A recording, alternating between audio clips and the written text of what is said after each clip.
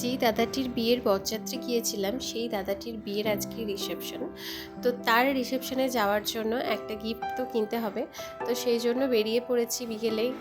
আর প্রচণ্ড বৃষ্টি আমাদের এখানে, মানে একদম লাগাতার বৃষ্টি ছাড়ার কোনো নাম লক্ষণই নেই। দোকানে ঢুকেই যেটার প্রতি ফার্স্ট নজর গেছে সেটা হচ্ছে এই সানফ্লাওয়ারটা।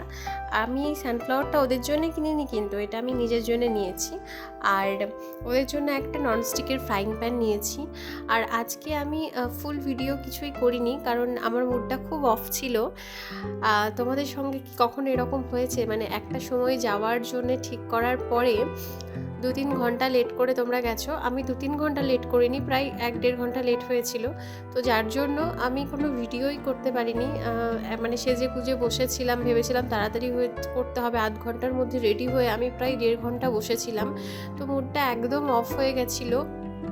তো যে কারণে লাস্ট মোমেন্টে আমি ভাবলাম যে শাড়ি টাড়ি সব খুলে দেব, নর্মাল একটা জামা পরে যাব। তার কারণ আমরা যে টাইমে ওখানে যাচ্ছি সেই টাইমে হয়তো সবাই খাওয়া দাওয়া করে বেরিয়ে পড়বে, তো কেউ যখন থাকবেই না তখন আর সাজুগুজু করে কী লাভ।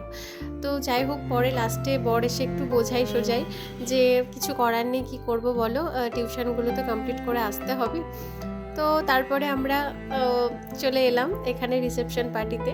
আর ওই যে বললাম, লোক একদম তখন কমই প্রায়, তার কারণ অনেকটা রাত হয়ে গেছিলো। আর এই ছিল আজকের আমার ব্লগ ভিডিও। ভালো লাগলে অবশ্যই একটা লাইক, কমেন্ট অ্যান্ড শেয়ার করবেন। টাটা।